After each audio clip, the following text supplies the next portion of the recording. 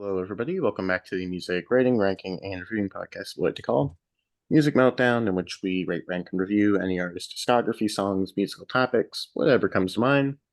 This episode, we're talking about a band, new for this series. No, going to the '90s for a bit of a shoegazy kind of alt rock thing. From what I've gathered, they had a couple of hits in their time, but they don't really seem to be talked about too much anymore. Going to be Catherine Wheel. Rich knows more about these guys than me. He picked them. What's your familiarity going into this? Me, yeah, like many fans my age, my first exposure to Catherine Wheel was probably the video for Black Metallic, which I saw on MTV, probably 120 minutes back when it came out, and I went crazy for it. I've been a fan from that moment on. Well, to contrast that, I didn't even know who they were until you brought it up to me. I thought it was like some singer-songwriter, and then you were telling me that it was a band. So this has been on the back burner since B-52s, and figured I'd finally knock it out here. And Patrick joined us. So what was your familiarity with Catherine Wheel coming into this? Almost exactly the same as Rich's. First time I heard them was the Black Metallic video on 120 Minutes on MTV. Oh. They did not, as far as I remember, they never hit it big in the United States. And so 120 Minutes, which was actually a great weekly episode of alternative rock videos. Uh, that MTV put on late at night. But they had like Robert Smith from The Cure hosted one episode. Yeah, I think, I don't know if Rich is taking a look, but I think YouTube has quite a few archived 120-minute episodes available to watch. What was the host's name? I think his name was Matt Penfield or something like that. Yep. He was it was a good show. It was a really good show, and it introduced, I mean, most of what 120 minutes, the videos on 120 minutes that played radio never really played them, in particular in the US. So it was a good way to expose college age kids to new music, that college radio maybe necessarily didn't. So it was interesting. And I was a fan somewhat. They skirted the line of alternative rock and shoegaze. So I had I had favorites among the shoegaze stable of bands like Slow Dive and My Bloody Valentine and Ride. And I think there's a lot of crossover between Ride and Catherine Wheel. There's, I, they're sort of like the arena rock of shoegaze bands, if that makes any sense at all. They a lot that of clicks. reverb, yep, a lot of, a lot of echo. They always sound like they're playing in a grain silo, big, bombastic.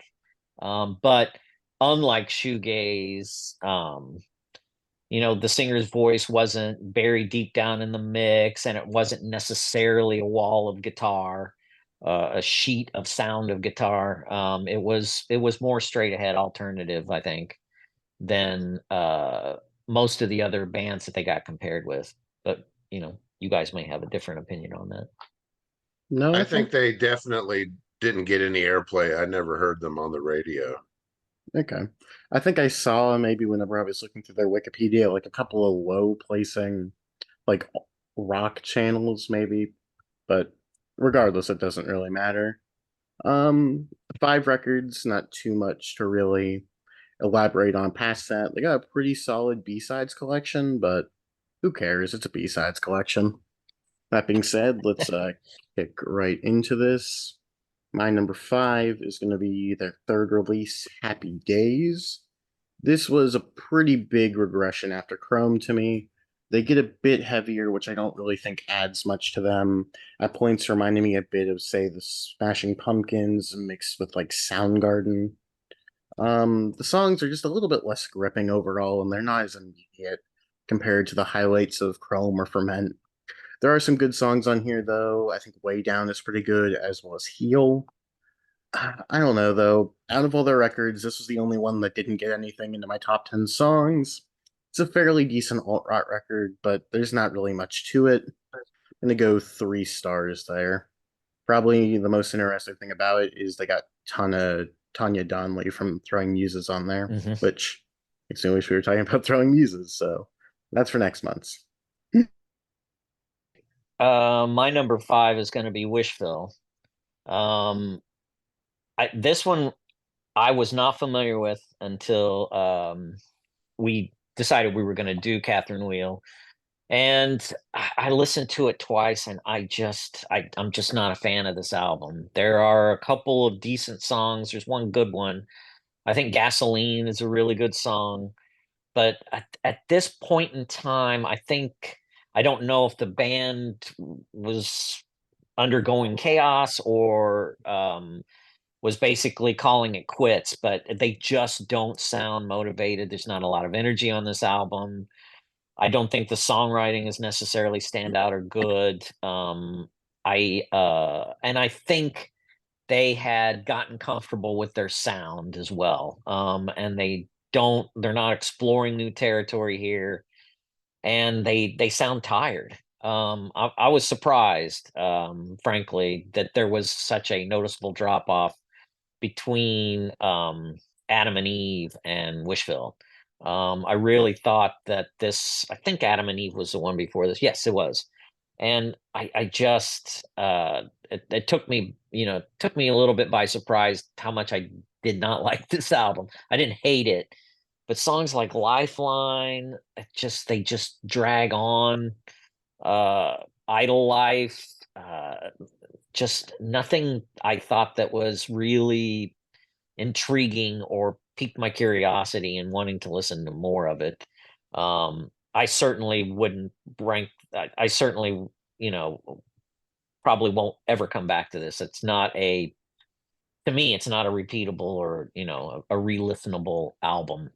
Unfortunately, I gave it 2 stars. I just really did not like Wishville. It was disappointment to me. Yeah, that's I think that's in line with the general consensus. Um, anyway, I'll get back to that later. My number 5 is Adam and Eve from 1997, their fourth album. Right away, I'm making enemies with certain fans because this is a fan favorite, but it never really clicked with me. They changed their direction once again, adopting a cleaner sound and incorporating some acoustic guitars. They've used acoustic guitar before, but not often. Producer Tim Freeze Green, who produced their first album Ferment and has worked extensively with the band Talk Talk, he's back, but only to play organ and piano. The actual producer is Bob Ezrin, famous for producing a Mm. wide array of artists, including Pink Floyd, Deep Purple, Peter Gabriel, and Lou Reed. I think he does a fine job here. But the album is a little hard to penetrate. All of these songs are in the 5 minute range, except the opener and closer. That makes the album over an hour long, even though there are only 12 tracks.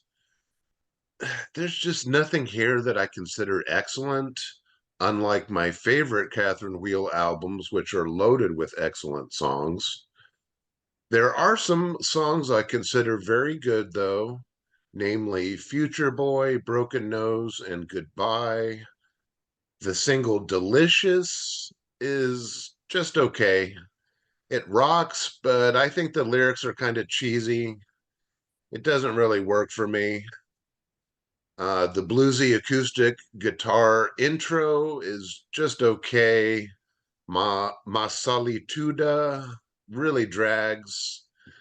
I don't think Rob Dickinson's vocals are at their best on this album.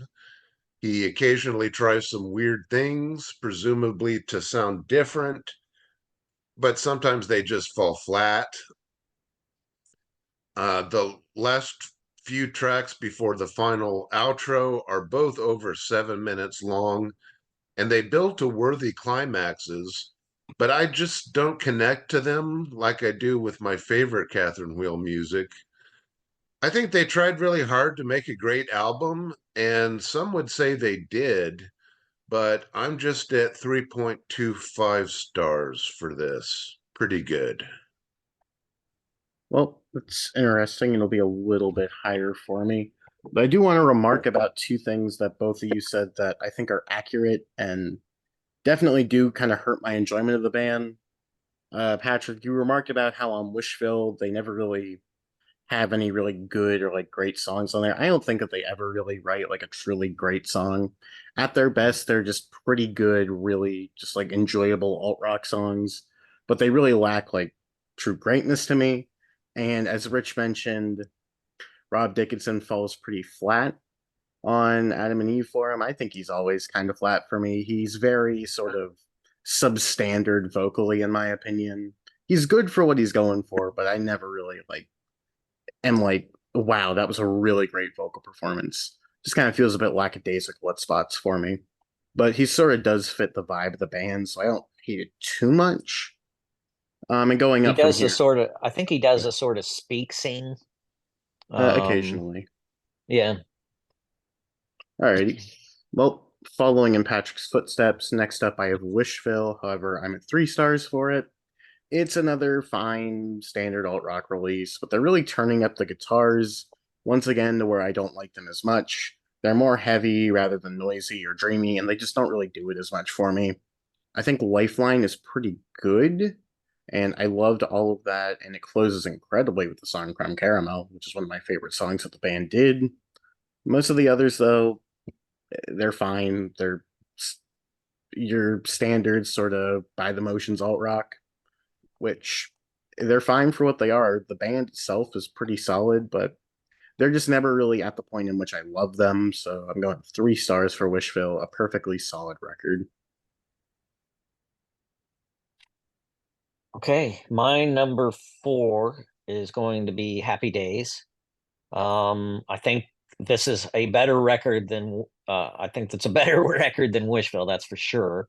It has some really good songs on it. Heal, I like a lot. Eat My Dust, You Insensitive Fuck. Great title. And a very good song. And Judy Staring at the Sun. That's actually one of my favorite Catherine Wheel songs, period. And I think this is a good, I've got it at 3 stars. I think this is a good album, not great. I think there's they're upping the reverb and the guitar wash on here. I think, it's to good effect. It it I maybe I ranked it a little bit lower because it's a come down. I think from Chrome. It followed Chrome, and maybe I was expecting a little bit more. This and Chrome are the only 2 albums I remember listening to from the '90s when they were active, and I think I was even then a little bit disappointed in Happy Days versus Chrome because Chrome I thought was so good. Um, but it's it's again it's more alternative rock than they've definitely started losing their shoegaze sound probably right after Chrome or right during the end of Chrome even. And I think this is more alternative rock. It's again a bit of arena rock style sound anyway. Um, I think Dickinson's voice, I think you're right, Adrian. He's got limited range and he does sort of speak sing. There's some Oasis overlap here too. I hear just a tiny bit of Oasis in Catherine Wheel, but I think Catherine Wheel was doing it before Oasis. And I'm not that big of an Oasis fan either, but I really like some of the songs off of here. I just wish there were more. Again, I think you had mentioned it was long. It's long. It's like 58 minutes long. This is peak CD. This is peak compact disc era where, labels were forcing artists to shove as many songs on a disc as they possibly could to get up to the 70 some odd minutes. And I think if this album had been cut down by about 25 minutes or so, it would be a lot. It would have a larger impact, and they would have had a better set of songs for the album to work with. There are some songs like My Exhibition that's just sort of a toss off. There's really nothing interesting there. Fizzy Love, Kill My Soul, some of those, they're good, but they're just not memorable. They don't stick with me for some reason. But a few of those songs off this album, especially Heal, I really enjoy. I think it's a great song. But yeah, I give it good. I think it's decent. I gave it 3 stars. We're getting there. All right. My number 4 is Wishville from 2000, their 5th and final album. This album took the biggest leap for me. I thought Wishville sucked back in the day when it came out. But returning to it for this video, I'm really not sure why. The album did get trashed in the press, but I always take music critics with a grain of salt anyway. I think I was turned off by the opening track and only single Sparks Are Gonna Fly, which is very repetitive, just bang, bang, bang. I might have thought it sounded too much like new metal at the time, but now I think it's really great. It rocks. And for me, I think it's catchy. The chorus sticks with me. Um, it's a bit of a bait and switch, though. The rest of the album doesn't rock this hard. But Gasoline sounds really good coming right after it, downshifting into a slinky beat. An ode to gasoline is strange subject matter, but it works. The last song, Creme Caramel, as Adrian said, that's excellent, with a shuffling beat that builds into an extended climax. The rest of the songs fall somewhere in the good range, the weakest being Idle Life, which drags a bit. Ballad of a Running Man is a good song, more rockin', and it's cool the way Catherine Wheel changes up the beat. Tim Freeze Green is back to play organ and piano, but none of the acoustic guitars we got from previous album Adam and Eve are here. The musicianship is top notch as always. Some albums that don't seem good can significantly improve with further scrutiny, and I found that to be the case with Wishville. Since I have returned to it, it was at 3.25 stars, pretty good, but it's only gone up with repeated listens. Now it's at 4 stars. Very good. Alrighty. Well, at least we all had that out of the way now. Next up for me, gonna be Adam and Eve. This and my next one are pretty close, though. The number one's obvious. We all know what number one's gonna be, so it's just a matter of getting there. This is a step up from Happy Days, but I'd still say it's weaker than the first two. Adam and Eve is once again a bit more a bit more song structured, but often just fades into the background, which is kind of the issue I have with most of their stuff. They're a solid alt rock band, but I didn't. I sort of brought it up earlier. The songwriting basically does nothing for me. It's fine, but there's never like an interesting line that I'm gonna pick out from these songs. They get the job done. And the songs themselves, while good, lack full real impact. Despite that, it starts out rather strongly. Future Boy, Broken Nose, Fan of the American Mothers, and then another one that I really liked on here, Here Comes the Fat Controller. They're all really good, all really solid alt rock tracks. I really didn't even think that there was that much of a change up. Kind of all their stuff sounds kind of similar. Just sometimes it's more alt rock, sometimes it's more shoegaze. It is what it is. Um, I don't know. The rest of the songs they aren't that striking to me, but it's a good record. Well, once again, I do think of this one. Pretty much all of their records are a bit too long. They really didn't need to be an hour to like 50 minutes. Trim them down to like the best 40, 45. You got some really good stuff here. But as it is, still pretty good. 3.5 stars. I think it's a solid record. Adam and Eve, my number 3. My number 3 is Adam and Eve. So we're right in alignment on this one. And I like this album. I gave it 3.5 stars. I think it's good. and I do think it's long. I think you're right. If they had cut this, if they had done a little bit of editing on this, this could have been a 4.5 star album. What I like about Adam and Eve is that they are trying something different. There are some acoustic tunes on this. They definitely have dropped any shoegaze pretensions on this. I think this is definitely fits very nice into alternative rock. I think there's some art rock sounds here as well. Rich had mentioned that a lot of these songs are long, and they are. Um, Surprisingly, my two favorite tracks on this album, Delicious and Broken Nose, are some of the shortest on this album, right at 5 minutes, just a little bit over. But yeah, this album's 62 minutes. And if they had just cut it down to the best songs on here, and about 40 to 45 minutes, I think this would have been like, this was to me, this was an improvement over Happy Days by far. I thought this was a much better album. Um, I liked Mas Ma Solituda a lot, and I also liked Satellite. I thought, so there's like Here Comes the Fat Control was also good. There's like 4 or 5 songs on here I think really, really good. Sequencing of the album, I'm not sure about. So it's got some flaws. Goodbye drags. It's over 7 minutes long, and For Dreaming is also very long as well. It's over 7 minutes. Not bad, but not great. Bob Ezrin helps out here, I think. If this had been another producer here, it could have been a complete failure.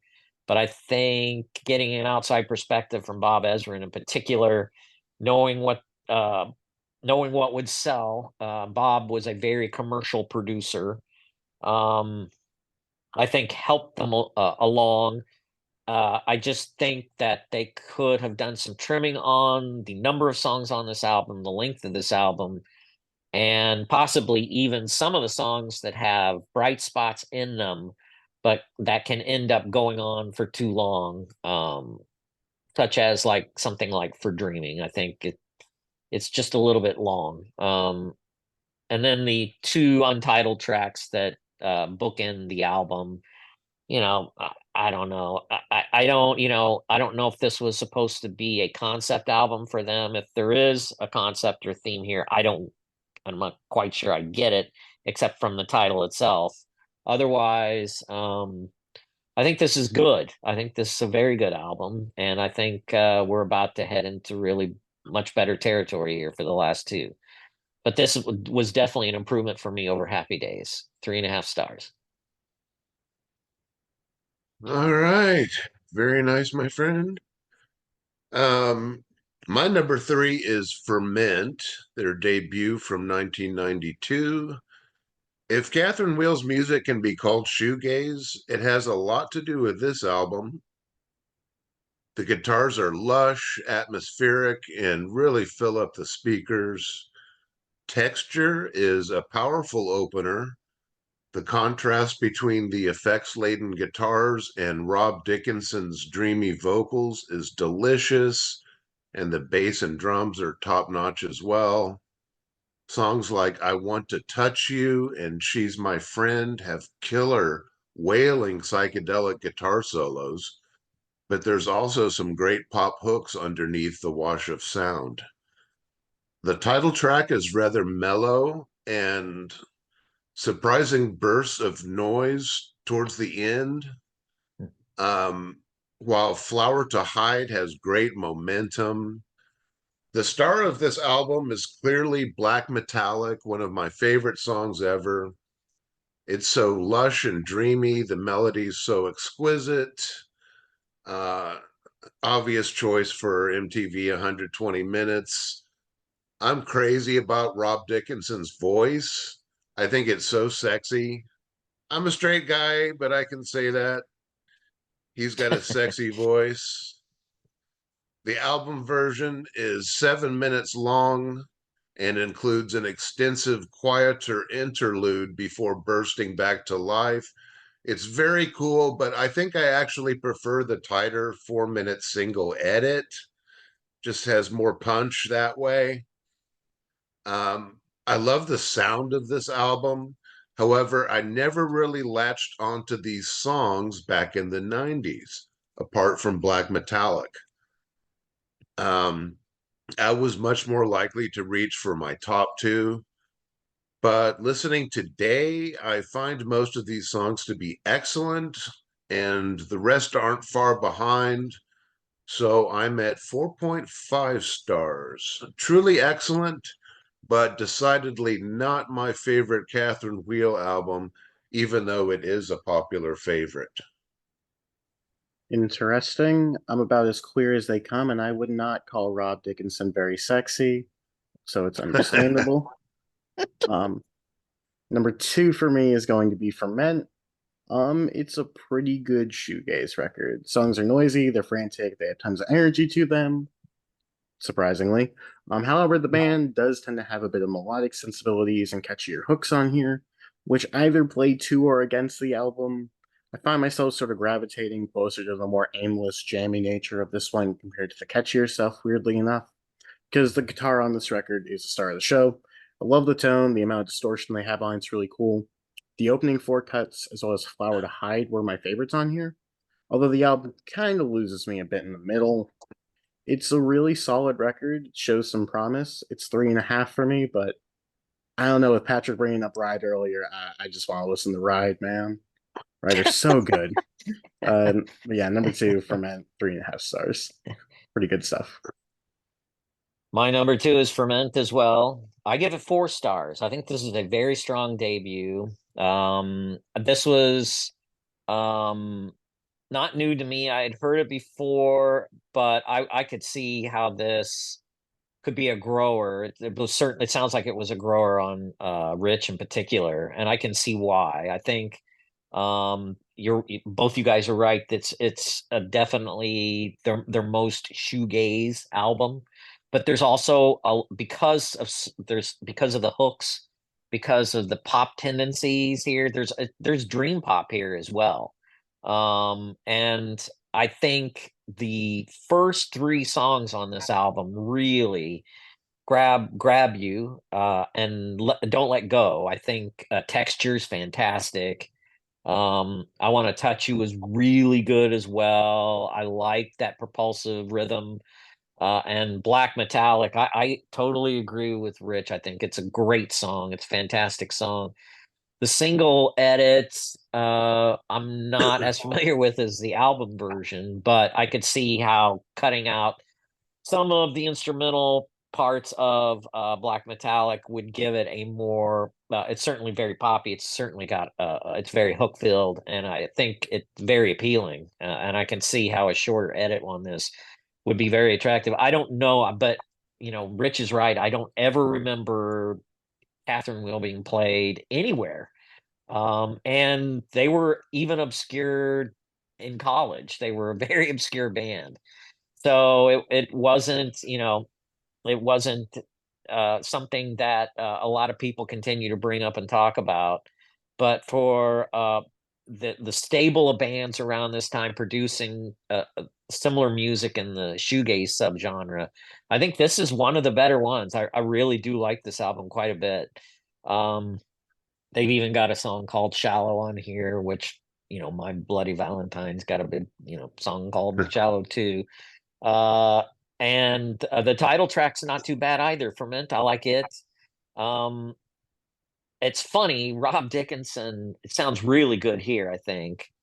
I guess Bruce Dickinson is his cousin. I think you guys have discussed this before. There's some weird similarities, not in their voices at all, but between the names of the bands that they're famous for singing for. For instance, Catherine Wheel and Iron Maiden are both medieval torture instruments. Why they I don't know. I have no idea why both of them belong to bands with torture instruments in the name. It's sort of bizarre. They were both this was a little later than Iron Maiden. I mean, Catherine Wheel was big in the 90s, and Iron Maiden had started to take a downturn in the 90s. They were certainly their peak was in the 80s, but there's like and they don't sound anything alike. Even though that they're family, I don't hear any commonalities between them. Um, but I think overall, for for bands like Ride and Chapter House and Slow Dive, this is a very good album, and it belongs right in there with some of those other bands' best material. I thought, I could see this even creeping up to 4.5 for me, given repeated listenings. I really liked Ferment. I thought it was very good. And Tim Freeze Green again does a great job on this album as producer. I think he's really good here. He's doing a successful execution of giving Catherine Wheel their own identity, their own sound, while being part of that stable of shoegaze, of that subgenre of shoegaze. It's very good. I really like this album. 4 stars. All right, very cool. Yeah, and Adrian, before we started recording, said something I had never thought about before, that Catherine Wheel could be like a female singer-songwriter named Catherine. That it's so obvious, but I mean, from the moment I heard them, I knew it was the torture device, and that's all I ever had in my head. I never occurred to me that it could be a woman named Catherine. All right. So yeah, my number two is Happy Days. Their third album, from 1995. Wait, 1990. Yeah, 1995. And yeah, I like this one way more than you guys. Um, the band's music fully transforms into what I'll call alternative hard rock at this point. A lot of shoegaze fans bailed when this came out, and it's not very highly regarded in general. But I think this album kicks major ass.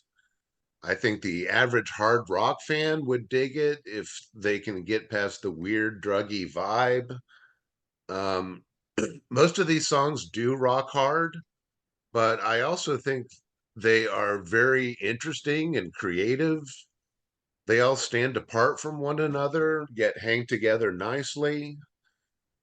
Rob Dickinson is still playing the fucked up character he adopted on Chrome, very hedonistic and narcissistic. That narcissism is quite evident right from the get go with opening track God Inside My Head, which is absolutely killer. The next track, Way Down, is a fantastic single, supremely catchy and rockin'. I get major druggy vibes on songs like Receive, which has the lines, Grow my hair long and strange, I'm a walking mountain range. Definitely strikes me as something that somebody in an altered state of mind would come up with. Um, while most of these songs rock, there are some notable exceptions.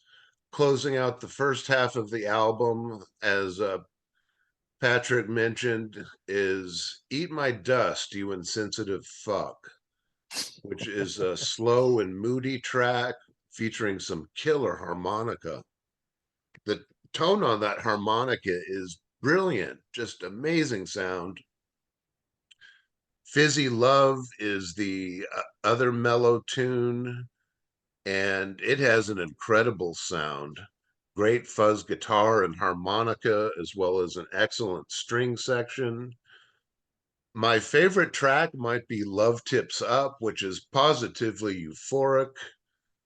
Uh, as previously noted, we get the gorgeous single Judy Staring at the Sun, featuring guest singer Tanya Donnelly of Throwing Muses, Breeder's Belly, and solo work fame. It's about Judy, who is a junkie. I actually had a promotional copy of this album on tape before it was officially released, and Tanya was given a verse on Judy to sing, and she sounded fantastic. So I was bitterly disappointed when the CD came out and Rob took that verse instead, relegating Tanya to background vocals, which she positively nails. I found out later that the single version gives the verse to Tanya, while the album version gives it to Rob. So her version is officially out there. There's one song that I do not like, however, the limp Shocking, which sounds like a light glam pop number. I don't think the lyrics match the singing very well. That one is meh, a turnoff. But Empty Head and Whole are very good, and everything else is truly great. This is a killer hard rock album, and it's strange enough to be called alternative rock as well. 5 stars. Yeah, it's fine. Number one though, pretty pretty obvious here. If you know anything about the band, this is just far and away their best work. It's Chrome. For me, it's just a natural step forward for the band. Songs are a lot tighter, they're more self-contained. The band feels a lot more fully formed and like they've fully found their sound. It's a bit of a cross between sort of alternative college rock with a bit of shoegaze and some sort of slight noisy elements, and it's pretty cool. Yeah, I like it. And while the songs are mostly a little flowery, a little bit sort of fun, they get the point across, and sort of the band just helps to elevate them. There's not really a bad song here. The closest that I wasn't really crazy about was Half Life, which I think is just all right. But all in all, it's a pretty damn solid rock record. I'm not like going crazy for it or anything, but it's 4 stars. It's really good. Number one, Chrome. Well, I'm going crazy for it, damn it. You went crazy for Happy Days, so you went bonkers way earlier. Well, this is mine. Yeah, Chrome is my number one as well. And I think it's very good. I give it 4.5 stars. It's not perfect album, but it's close. They did a fantastic job. I think Rich is right. The chronic narcissist character that Rob Dickinson sort of emulates on this album or becomes on this album is it's got a wicked sense of humor, and it's also just I think as a lyricist he's very good here in particular. It's Kill Rhythm is a great way to open this album, but Crank is such a good song. It's a great song. I Confess is all the second track on this album is also very good, and then Crank hits, and man, oh man, it just takes you into another world entirely. It's there's still dream pop elements on this album, but there's a lot of alternative rock that's coming to the forefront here. Still some shoegaze, I think. But this overall is just very solid. Broken Head, great track. And I think Brian Futter's guitar work on this album is fantastic as well. Really stands out on this album in particular. I like The Nude, Strange Fruit, another song with the same title as a Billie Holiday song, believe it or not. They've even got a song on here called Fripp. I don't know if that is a song to Robert Fripp or not, but it's a good track. It's long. It's 7.5 minutes, but it holds your attention the whole time. Half Life is decent. I think I think the weakest track on here, maybe, I don't know, the closing track, Show Me Mary. But even then, I still think it's good. I don't really think there's a bad song on here. I think I wish they had continued to go in this direction. I think they might have found a good deep mine to draw from for continued inspiration, and they sort of stripped out whatever was left of shoegaze by the time they got to Happy Days. I think it was probably intentional. um but I think it's a good combination here of the band's influences. I think Rob in particular sounds very good here. I like the cello and I like the string arrangements that were arranged by Audrey Riley. I think Tim Freeze Green is playing Hammond organ on here. Sounds great. Storm Thorgerson did the album cover to this from Hypnosis, which I think is pretty cool. And I like the album cover to this. It's very nice. It's it's got this underwater scene that sort of is a visual to the sound of this album. Overall, this is definitely their strongest effort. And I think it's heavy too. It's really heavy, almost metal-like in a way. I think by far and away, this if anybody would want to start listening to Catherine Wheel, this would be the best place to start. Maybe Ferment. It's a good introductory album, but I think this is probably the best. It's their strongest album by far. I think the songs are the strongest. Some songs are long, some are short, others in between, but really overall, it's I think it's far and away their best album. Chrome, 4.5 stars from me. Ooh, can't get to the 5, huh? Damn. No, Oh well. I love Um, 4.5 albums, so well, yeah, that's still excellent, right? So absolutely. I'm glad we all see eye to eye on Chrome. Of course, that's my number one. It's their second album, and it came out in 1993, which is actually my favorite year in life. I had a freaking blast that year. For me, Chrome is the sweet spot between the shoegaze of Ferment and the hard rock of Happy Days. The shoegaze is still in full effect here. These songs are loaded with thick, otherworldly guitar textures, and there's added rock muscle here as well. And I do think that they changed with every album. They might have hit a brick wall at the end with Wishville, but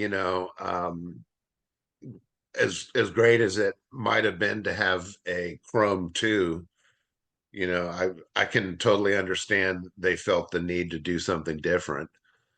Um, but anyway, an ominous guitar line ignites the engine on the dark opener Kill Rhythm before the whole band launches into orbit. This is heavy and intense stuff. I absolutely adore the next track, I Confess, which finds our hero in full hedonism mode, popping pills and going out of his mind. The third track, the single Crank, I don't rate as high as most of these other songs, but it's still very, very good. The next two tracks are probably the best tracks here. Broken Head, my favorite on the album. It just feels like getting high, like stepping into another world. And Pain is also positively euphoric despite its subject matter. Side 2 changes things up a bit. We get the heavy title track featuring a repetitive riff, a real head churner until Rob soothes with his lush, steamy voice in the chorus. Then we get the Nude, which is a slower, dreamier song. It's good, but not my favorite. Fripp could be my favorite, though, at 7.5 minutes. It's the longest track. Takes me to a supremely dreamy place, just magical. The penultimate track, Half Life, is a very schizophrenic tune, sounding like a typical alt rock song before it comes crashing down with heavy drums and slashing guitar chords. And finally, the last track, Show Me Mary, digresses fully into poppy and fun alt rock land, breaking the spell. Chrome is one of my all-time favorite albums. Easy 5 stars, easy number one. Yeah, it's pretty good. But on to songs. Shit. Love you too, Rich. On to top 10 songs here. Number 10 for me, I got something from everything except for Happy Days, of course. But here we go. Number 10, I'm going with Pain from Chrome. Number 9, I have Future Boy by Adam and Eve. Number 8, I've got Lifeline from Wishville. Number 7, I have Texture from Ferment. 6, Broken Nose from Adam and Eve. 5, Creme Caramel from Wishville. 4, Chrome from Chrome. 3, Strange Fruit from Chrome. 2, Phantom of the American Mother from Adam and Eve. And the best song, as I alluded to a bit earlier, is Fripp from Chrome. So even at their best, they remind me of a better band. Excellent choice let's for best one. Yeah. Thank you. Yeah. Thank you. Let's see. My number 10 would be Gasoline from Wishville. Just because probably it's the one standout track from that album. Broken Nose is my number 9. Heal is my number 8. Judy Staring at the Sun. I really like that. And I have heard the single too with Tanya Don, where the verse is given to Tanya Donnelly, and I agree with Rich to some extent. I wish they had left that alone on the album, but even then, I think Rob's okay taking it. It's just a good poppy song. I really like it. Number 6 is Strange Fruit, which I like a lot. Texture is number 5. Crank is number 4. 3 is Delicious, and then 2 is going to be Broken Head, and then my favorite by far is probably Black Metallic. I love that song. All right. Yeah, we've got some similarities here. My number 10 is I Want to Touch You from Ferment. Number 9, Eat My Dust, You Insensitive Fuck from Happy Days. Number 8 is Pain from Chrome. 7 is I Confess from Chrome. 6 is Fizzy Love from Happy Days. 5, Kill Rhythm from Chrome. 4, Love Tips Up from Happy Days. 3, Fripp from Chrome. 2, Broken Head from Chrome. And 1, yeah, I gotta go with Black Metallic, the single edit. And a really overwhelming performance from Chrome here in both songs and albums. I wonder why. No, as I've mentioned before, I think that they're a solid band. I just kind of struggle to really, well, for lack of a better term, care. They've got some cool stuff to them, but in the 90s, they kind of just fade into the background for me in some ways. But you both seem to be a little bit higher. I enjoy them thoroughly. I mean, my top 2 have been go-to albums, that I've gone to over and over. So Nice. Nothing wrong with that. yeah. We all got our. Yeah. Oh, go ahead. No, I was just gonna say Ferment really grew on me after listening to it again. I do. There are other alternative rock bands I like more than Catherine Wheel, and there's certainly more other shoegaze bands I like more than Catherine Wheel. But I like Catherine Wheel. I think that they were a strong band. I can understand Adrian's point of view here, though. I think that they sort of like they sort of disappeared into the background, and even though they were around for a little while, I think that Rich is right. There's just not a band that a lot of people talk about anymore or mention, which is sort of a shame because I think they had some very good material and some very good albums. And I will always go back and listen to Chrome and Ferment. Certainly, those two in particular, I really like those. Sorry, go ahead. Alrighty. And I mean, hey, we all have that sort of like forgotten gem sort of artist out there that other people couldn't give a damn about, but we're all crazy about. So nothing wrong with that.